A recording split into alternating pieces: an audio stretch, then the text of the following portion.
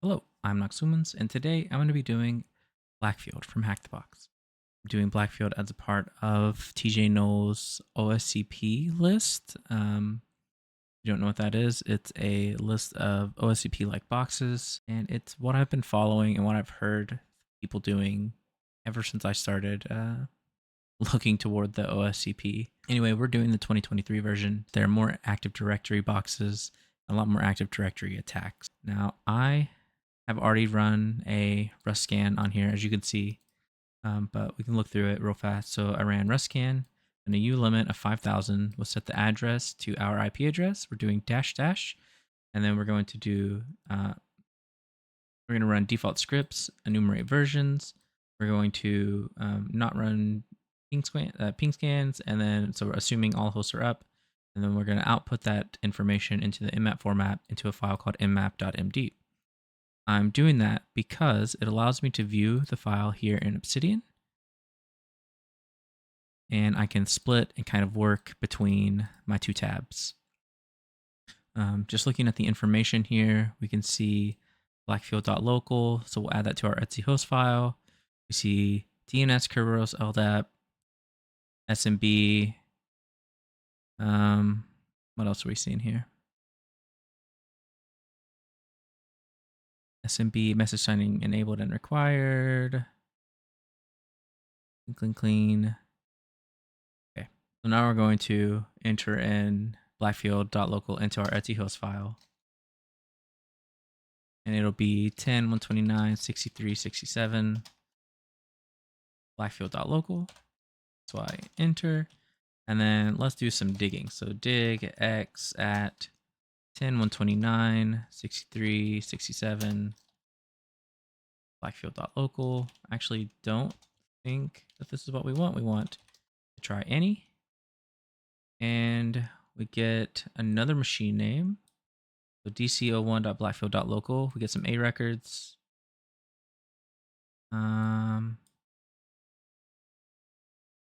Unclear why there too, but we'll worry about that later.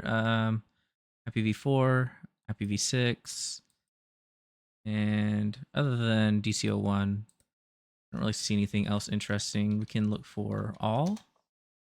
If anything else appears, it doesn't. We can search for text records, and we only get DC01. So let's add this as well to our etc host file.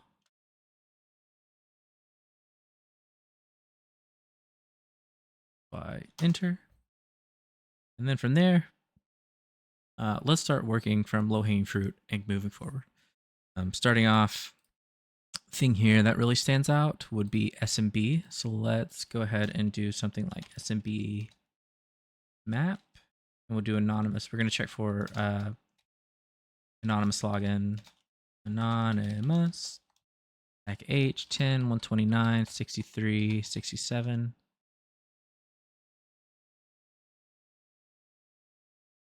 And we see anonymous login is enabled, and we can read the profiles and forensics files. So let's do SMB client, and then we will set we'll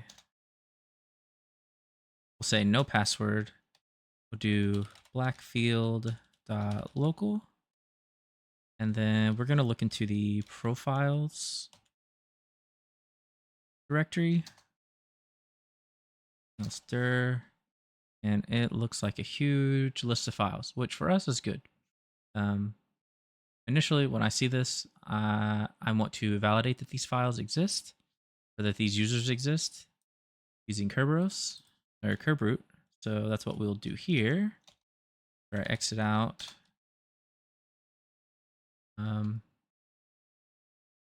We can do Kerberoot. Actually, the first thing we need to do is get these into a file. So nano dirty users.txt, because it is terrible. So let's cat dirty users.txt, and then we will awk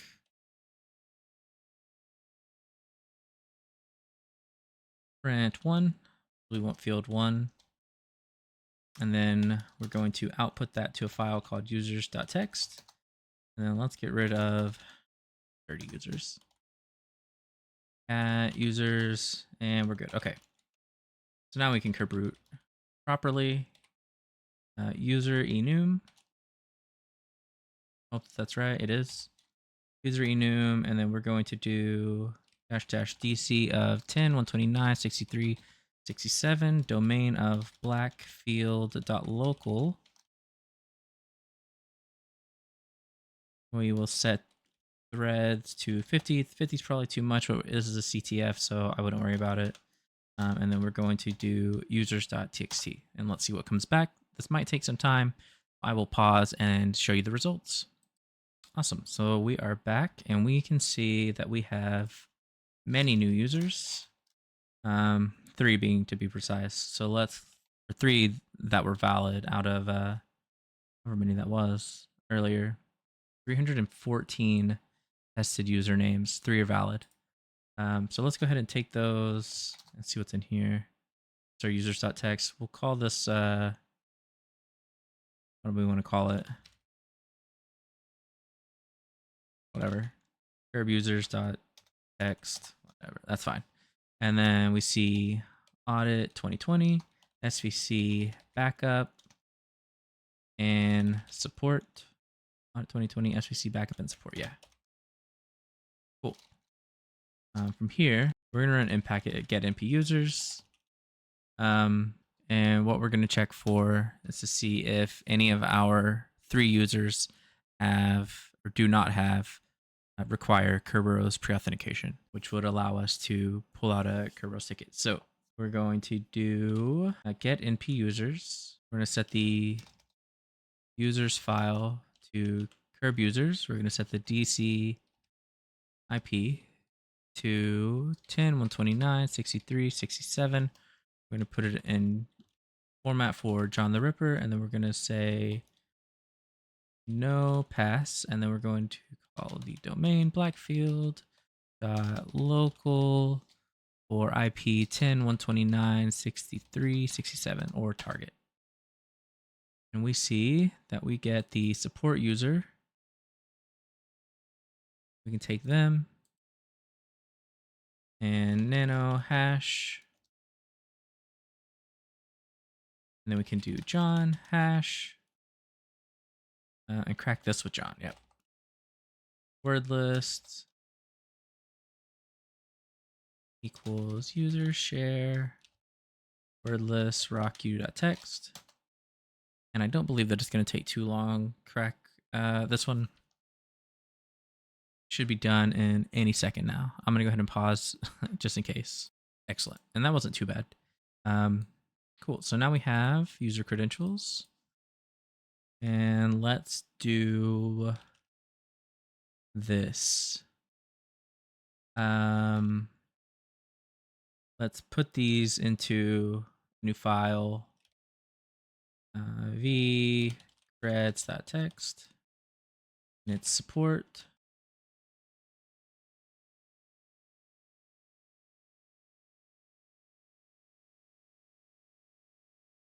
And our password. Then we can do something like netexec netexec 10, 129, 63, 67, tacu support, tac p, our password, which we are going to need, put in quotation marks, and then we'll do -- shares. SMB. There we go. And we should get back a list of shares if it has access, which it does have access. And we don't have much more. I guess we can do something like impacket GPP.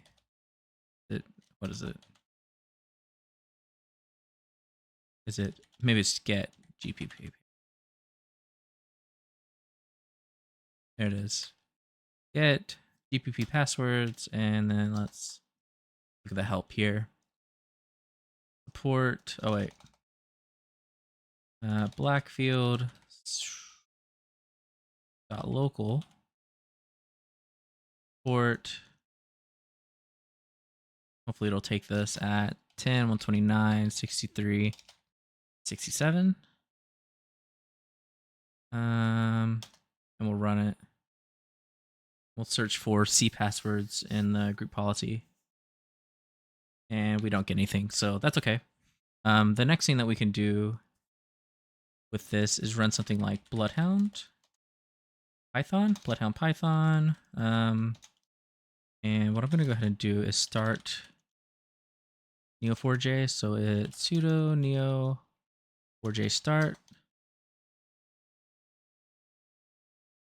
And then while that's starting up, before I run start BloodHound, we'll let neo4j get warmed up. And then let's look at the output here because we're going to need a few things. We're going to need a name server of 10.129.63.67. We need a DC of dc01.blackfield.local. We are going to need a user and a password. Attack U support. Attack P password. We're going to use the collection method of all. And let's zip it up. Oh, we don't get a bunch of JSON files. And I think that that's all that we need. Yeah, we'll give that a shot. And something's wrong. The DNS operation failed. My bet. Is there a verbose option? My bet is that I'm out of time. I'm not synced with the time. C dom r ACL local domain admin user using DNS. All right, let me just try to sync the time. Sudo ntp date dc01.blackfield.local. No eligible servers. 10 129 63 67. No eligible servers. Okay. Well, that rules that out. What am I missing then? Pull back H back up.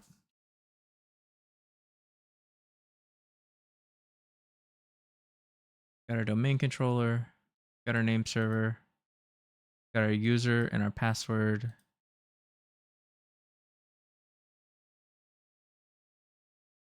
We have a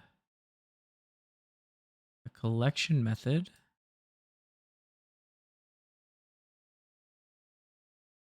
Do I need domain? I think that's what I'm missing. I think I'm missing domain blackfield.local. All right, let's see if this works. It looks like it's going to. Cool. So while that does its thing, let's go ahead and start BloodHound.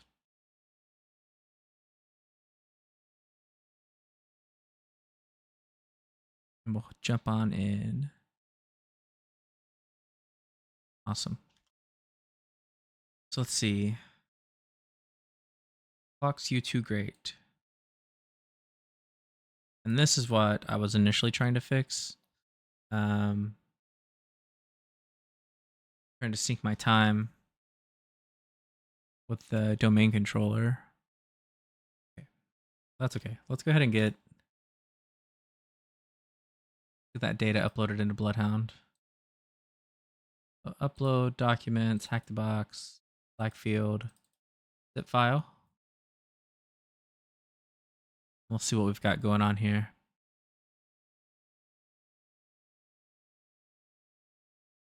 Processing Azure. And we're all done. Okay. Let's kind of look around. We know we have the support user. Let's go ahead and mark them as owned. And open this dialog box up and make sure that clear the database. Refresh database stats. There we go. And now it looks like it's accurately representing all trillion of these connections.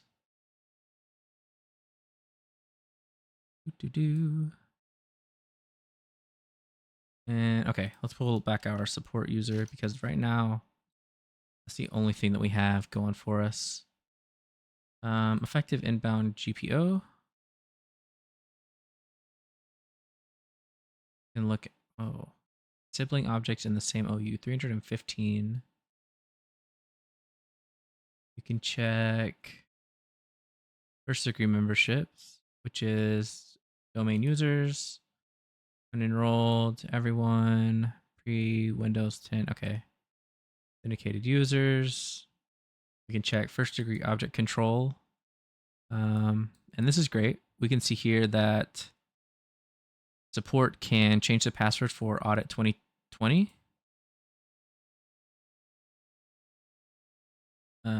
Which we can do with Impacket, luckily. So we don't have to worry about logging in because I don't believe that we can even log in. Let's clear. Let's see. I don't think that we can do anything like WinRM. WinRM. Yeah. Okay. So no remote management. At least not for this user. But luckily, Impacket is here to save the day again. It has the change password. So we are going to set alt user as support, alt pass as, what do we have in our clipboard? Black Knight? Okay, that's perfect. It's perfect because that's what we need in our clipboard. And then we want to set a new user. We need the target, which would be Blackfield.local audit 2020 at 10, 129, 63, 67. We want to reset their password. Try to reset the password with privileges. Yeah, we want to reset their password. New pass, new hash. Target. I think that that's everything. If not, you and I will both know shortly. Go ahead and enter. Okay, cool. And it's asking us for a new password, which I will kindly set to password. Password was changed successfully. So now let's do some interesting things. Let's see what they have. We can say netexec audit 2020. Their password is password. I guess we'll check WinRM first because it was already in there. And then let's see, SMB. To confirm that this worked. It did. We can do -- shares to see if they have any additional access that we didn't have before. And it looks like they have access to the forensics file. So let's go ahead and do SMB client tac u of audit 2020 for blackfield.local/forensic. Yeah. And then it's going to ask us for a password, which I set it to password. CD, and then let's look in here. Let's go to tools first. Sure. Sleuthkit.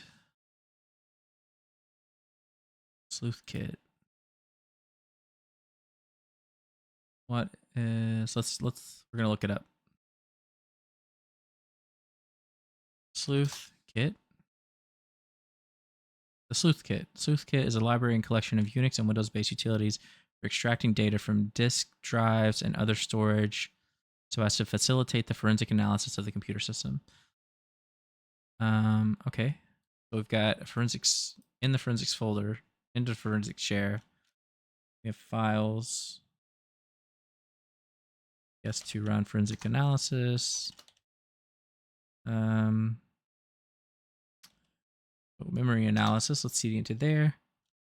Enter. And I'm assuming that we're assuming here that someone has done forensic, and they've ran like Sleuthkit or something, whatever, and they now have files that are all zipped up. Thing that stands out here should be lsass. So let's get lsass.zip.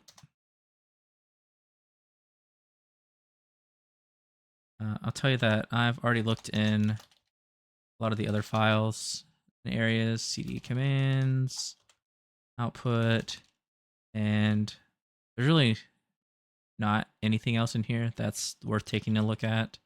At least not now. If you're doing this the very first time, you're gonna want to probably look through everything, and maybe try to think about like what's happening. What would a drive called forensics be used for, and what would it be like? What is its purpose? Anyway, let's not use dir. Let's use that, and then let's actually let's make a directory. Make dir dub. Let's see some things into there.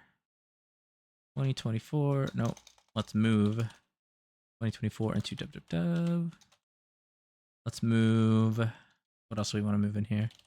Let's move our hash in there. Let's move lsass in there. Move users in there. Let's move everything in there that's not.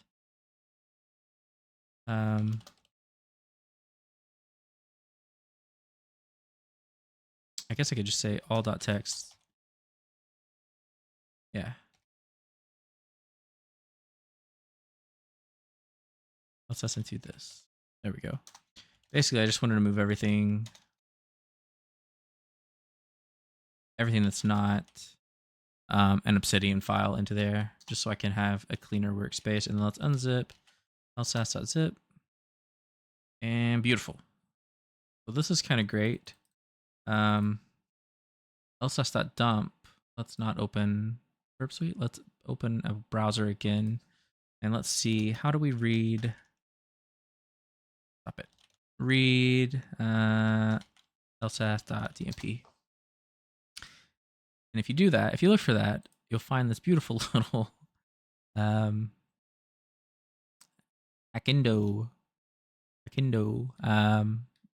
article. Scroll down far enough and you'll come across PyPyCats. See if we can find where PyPyCats first shows up. Yeah, maybe this is the right section. Come on. Okay, yeah, okay. The first issue is that during my tests, I mainly use Linux, whether to web tests or internal tests, and Mimikatz is a tool exclusively developed for Windows. It would be ideal to be able to carry out the attack chain described above from a Linux computer. Fortunately, the PyPyCats project by Skelsec can help us solve this issue. Skelsec has developed a partial implementation of Mimikatz and pure Python, which means cross-platform. Like Mimikatz, this tool lets us extract the secrets of lsass dumps, which is perfect because that means that if we download it, we have this file, right? So we can go ahead and use PyPyCats, LSA dump, or LSA mini dump, and then the dump file, which is exactly the way that we have it here. So let's go ahead and run this, and the problem is that that's lowercase and ours is uppercase. There we go. And if we view, let's see, if we look through this, let's do some grep username. Let's do grep username.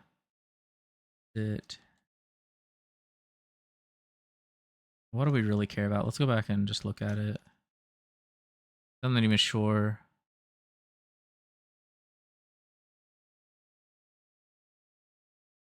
Username would be fine. int. Okay, let's do that. Grep int. I don't know if it had a colon after it. Probably did. Grep int, and then let's grab some before, and let's grab some after. And let's see if this outputs anything. It doesn't, and that might be because of that. It's not.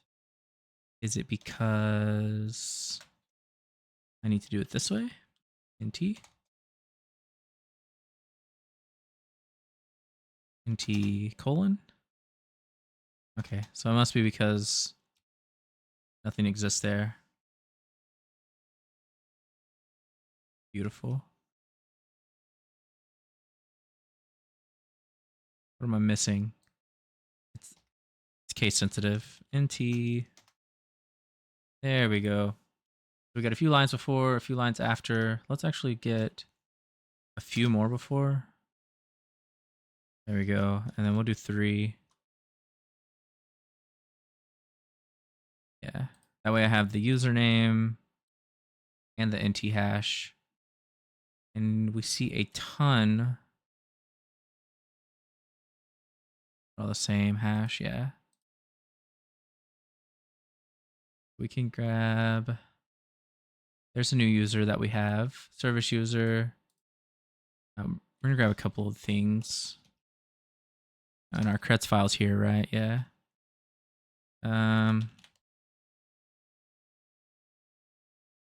Creds.txt.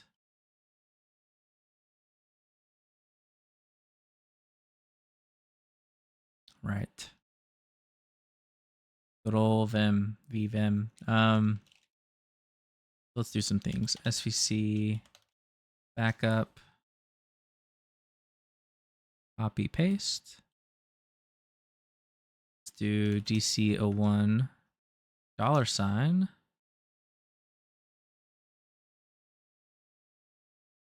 paste.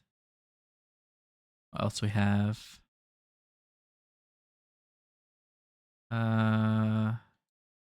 Administrator.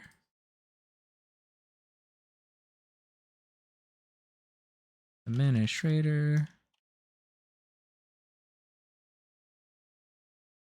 What else we have? Is this different from the first one? 400 D. Not okay. Quit out of that to quit out of vvim. You can hit escape, write, and quit. So WQ. If you get really stuck, just escape, Q, exclamation point. Okay. Hopefully that'll help you out. So let's cat our creds file now.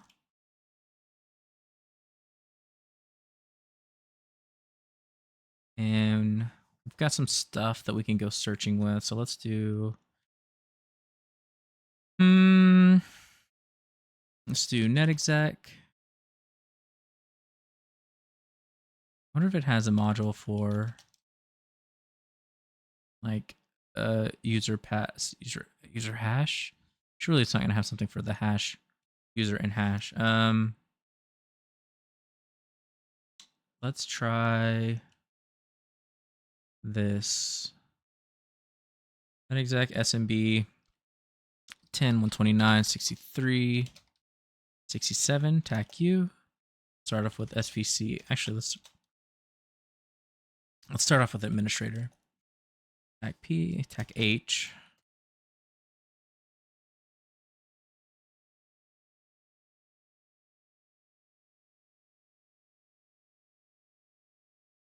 Ooh, that works.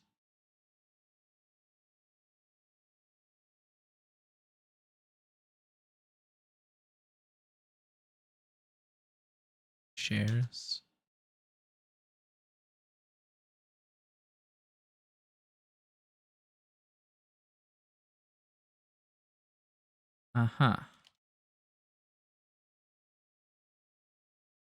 Here, enumerating shares.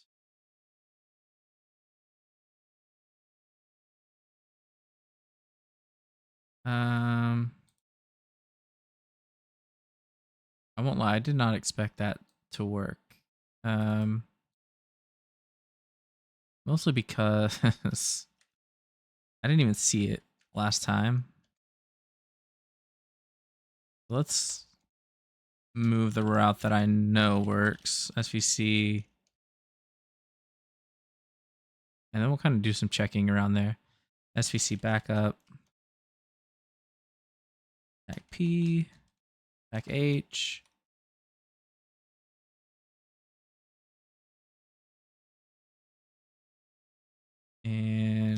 That works. WinRM. That doesn't work. That's a B. Shares. Error enumerating shares. Oh. I'm calling it backup. Backup. There we go. We have a lot more access. WinRM. Without shares attached. We should see that we can log into the system. We can log into the system. Full transparency. I'm going to do some stopping. I'm going to pause the recording here and see what's up with that administrator user. That's kind of confusing to me. So see you in a second. Okay, so before I move on, I'm gonna show you this. This does not work. So let's do. I feel like this worked a second ago, didn't it? Administrator. Administrator. Right.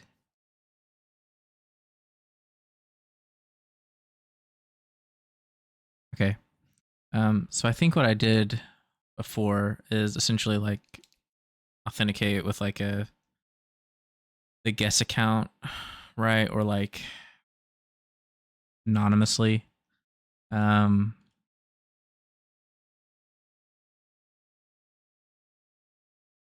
doesn't work.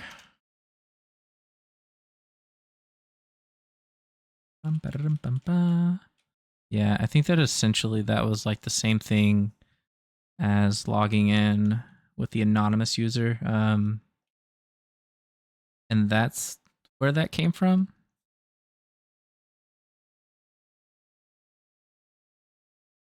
Let's see.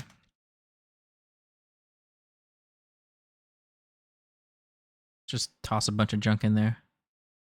Yeah, I'm pretty sure that that's what happened. So just to be sure, this is our only user, our only valid user. Just to be perfectly clear. So let's go ahead. This is excellent. So let's do evil WinRM. Evil WinRM tac I 10 129 63 67. I'm gonna need this hash. Gonna need this hash in a second. Dash U for the SVC backup. SVC backup. Is it capital H? It is H. Capital H for hash. Right there. And then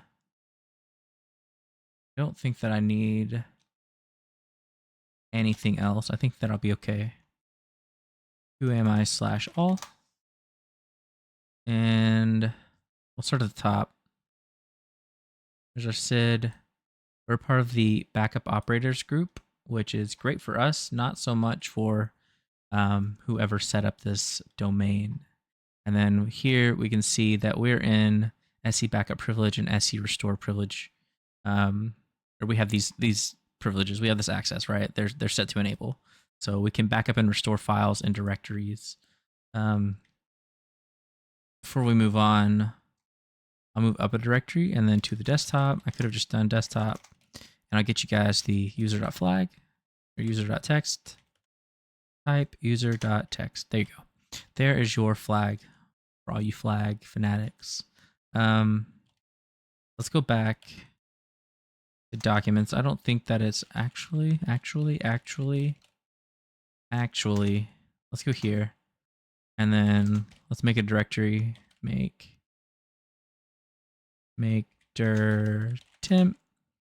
And then let's read this notes file that is magically here. Notes.txt.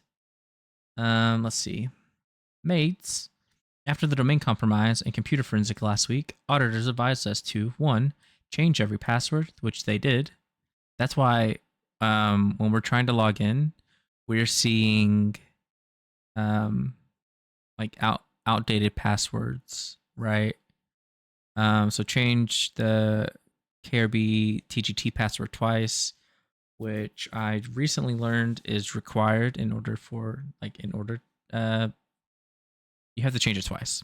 Okay, it's a requirement. You have to change it twice. Disable the auditor's account, which they have not done and has granted us these privileges. Use nominative domain admin accounts instead of this one. And we will probably have to back up and restore things later from Mike. P.S. Because the audit report is sensitive, I have encrypted it on the desktop. So let's do, I think we can use robocopy. Robocopy B C users administrator desktop. And we'll put it here. C temp. Actually, whatever. We'll put it here. C. I wonder if the problem is that I need to have all of these properly. Nope. What's the problem here?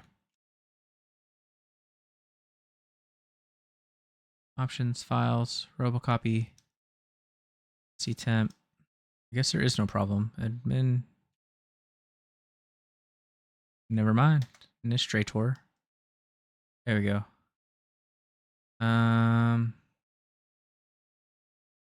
New file.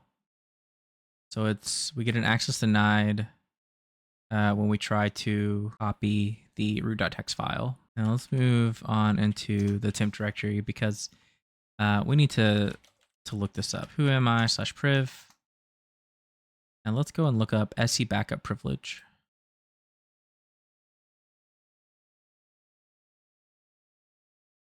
Exploitation. Exploit works. So I'm going to tell you that I used this article. This one is the one that ended up getting me, giving me the help that I needed, really. And what we're going to do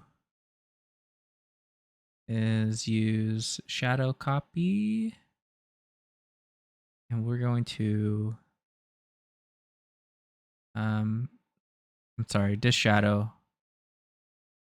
And we're going to extract a copy of, we're not going to extract a SAM. I guess we can, but we're going to get the, we're going to get ntds.dit, and then we're going to get the system. And it really is as easy as copy pasting these commands. At least in this case, which we can do. But essentially what you're doing is you're writing these commands into a file. The file is going to be called diskshadow.txt. And then it's just going to be in ASCII, right? So set content persistence, no writers, add volume C, alias temp, then create, and then expose the temp alias to Z. Type disk shadow .txt. Well, it sure looks like it exists. Oh.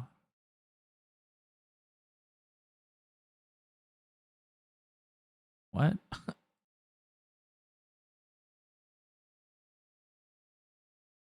There we go. Okay. And yeah, so now you can see the contents of the file. Let me clear that and do it again. So here's what we can do. We see this here. And that's what we've done, right? We've written these into this file, this.shadow inside of the temp directory. Let's go back and continue on. So I'll just read this to you. Extracting a local copy of local SAM file using disk shadow and robocopy. Now that we've logged into the service account and confirmed that we have SE backup privilege, there are two ways we can extract a copy of the local SAM file. For the first example, we will extract a copy of the SAM file by creating a shadow copy in C user shadow shadow.exe. After creating a shadow copy of C, we can interact with it and access any file from the file system. Since this is a copy of C, we can directly access the SAM and system files.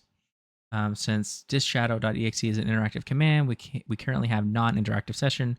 We have to craft a text file that we can feed into disshadow.exe. This will allow us to execute the necessary commands and create our shadow copy.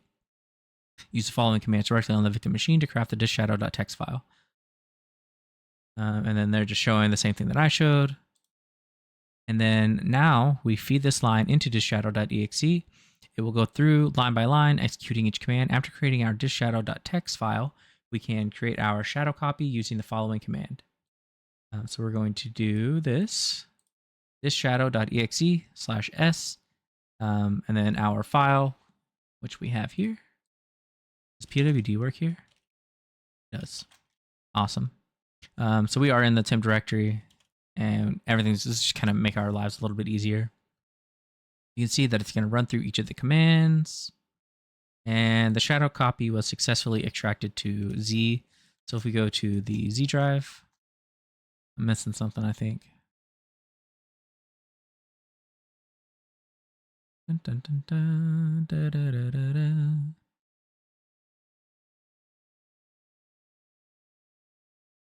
I'm definitely missing something. I'm missing that. I don't know why I expected it to be like right in my face, but it's C, Windows, CD, NT, DS. Sure. Great. So now, like with all of these files, Windows NTDS, ntds.dit, Windows System 32 config, we can start downloading. So let's go back to our C.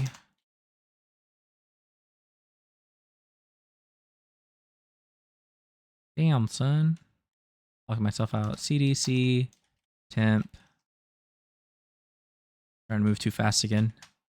I do that quite a bit. But you can see here what we're going to do is we're going to copy the SAM file into our temp directory since we've created a backup of it. We're going to do the same thing with the system file. We're going to do the same thing, temp ntds.dit.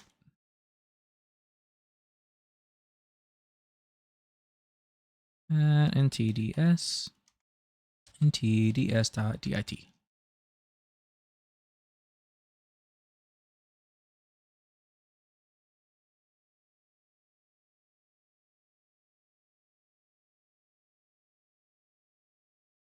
Yep. Okay. So now we can start downloading. This is going to take quite a long time. So I will see you in just a second when I've got all three of these files downloaded, and we'll move on. We'll escalate our privileges. See you then. Cool. So everything just finished, and show you that. Now we can see. Hello. We have our system SAM and ntds.dit. From here, what we can actually do is, let me split the screen differently. What we can do is use a tool like Impacket, Secret Stump, and we can dump the data out. We need that. We'll walk back in. Let's see. Right, so we can set these options. SAM, NTDS, system. And we're going to parse through each of these files, or it's going to for us. And pull out some password hashes. So let's do this. We're going to do dash dash system dash dash ntds ntds.dit dash dash sam, and then I think we have to set local. I think it says that somewhere in here. Let's see. Oh, okay, yeah. So domain, username, password, target, or address, or set local if you want to parse through local files, which is exactly what we want to do. We want to parse through these local files. So if we run this, it should be Okay, unrecognized command. System. Am I adding an extra dash? I am. I'm adding an extra dash to all of them. Yes. Okay, cool. And as you can see, it's going to go ahead and dump out everything. And what we'll notice is that we have multiple passwords and different passwords, depending on where we're looking. So these are the SAM hashes. And I say passwords. Not what I mean. I mean NTLM hashes. We can see this one for the SAM hash, but if we look at administrator in the nts.dip file, administrator, the hash here is different. And that's because, if you recall, the note says that all passwords had been changed, and they've changed the RBTGT, Kerberos ticket, granny ticket, user account, whatever account to twice. So what can we do now? Now we can use inpacket exec Blackfield. Oh, actually, let's do this. Let's do hashes. Just use it for both parts. Hashes Blackfield .local administrator at 10.129.63.67.